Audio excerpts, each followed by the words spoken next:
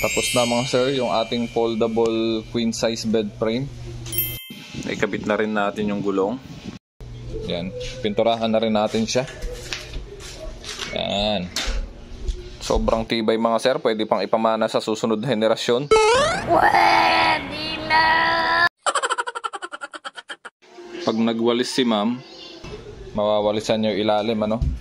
Kaya ganyan yung naisip ko. Ang unang gusto ni ma'am, detachable, di tornilyo.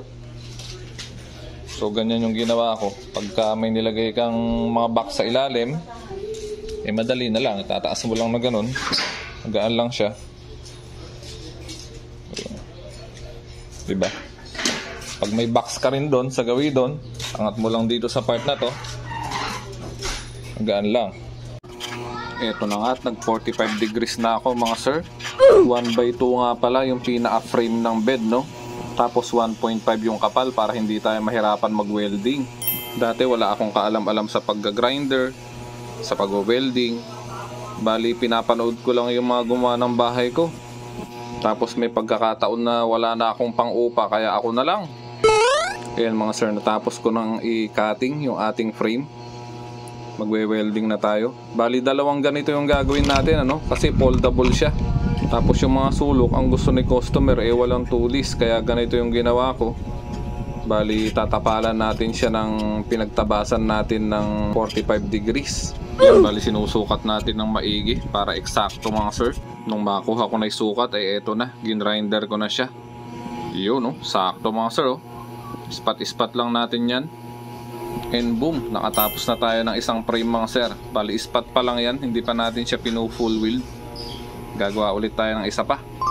And dito naman sa part na to ay sinusukatan na natin siya ng pinaka-brace niya. 1/1 yung ginamit natin dito, 1.5 yung kapal. Yan, bali ina-actual natin siya. Sukat putol yung ginagawa natin. At eto na nga, nasukatan ko na siya lahat. Pero nagugutom na, merienda muna mga sir. Bali nagluto si manager ng sopas tsaka sandwich. After ko nga magmerienda, eto na, winelding ko na uli yung natitirang isang side, no? Sa totoo lang, nakakapagod din mag-welding. Pagod ang katawan talaga. Kaya saludo ako sa mga nagko-construction. Tapos ang baho pa ng usok, kahit sa mata, tsaka sa ilong. Yan, matatapos ko na. Bali, ispat lang pala muna lahat yung ginawa ko dyan, ano? Para makita lang natin yung resulta. Dito naman sa part na to ay binapping ko yung residue ng welding, ano? Pasensya na po sa mga professional welder dyan, baka mapintasan po yung ating welding. Hindi pa po ako masyadong kahusayan, marunong lang po. Nagsasanay pa rin through experience. Yun, medyo maayos na. Bumili nga pala ako nitong cylindrical hinge natin sa Super 99. 76 pesos siya. Ito yung gagamitin natin para ma-fold natin yung ating bed. And bumili na rin pala ako ng pintura. Epoxy enamel black yung binili natin para mabilis tumigas tsaka mabilis matuyo. Bumili na rin pala ako ng pinya dito sa daan, 60 pesos para may pangpasalubong tayo sa mga bata. Dito naman sa part na to ay nag-full wheel na tayo mga sir, no? Para mapatibay na natin.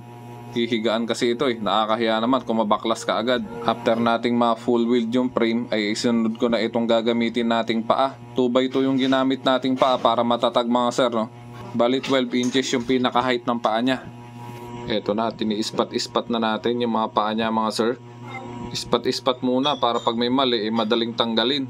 Bali sa paglalagay niyan kailangan naka-eskwala kayo na naka-eskwala para makuha nyo yung pinaka-tayo niya, ano? Alright, ayos na yung paa mga sir. Kain muna tayo mga sir. Ang ulam ko ay adobong sitaw tsaka paksiw na galunggong. Ayan, at ipinaghihimay ako ni manager ng tinik. Hindi kasi ko pwede maghugas ng kamay, baka mapasma yung kamay natin. Pwede na!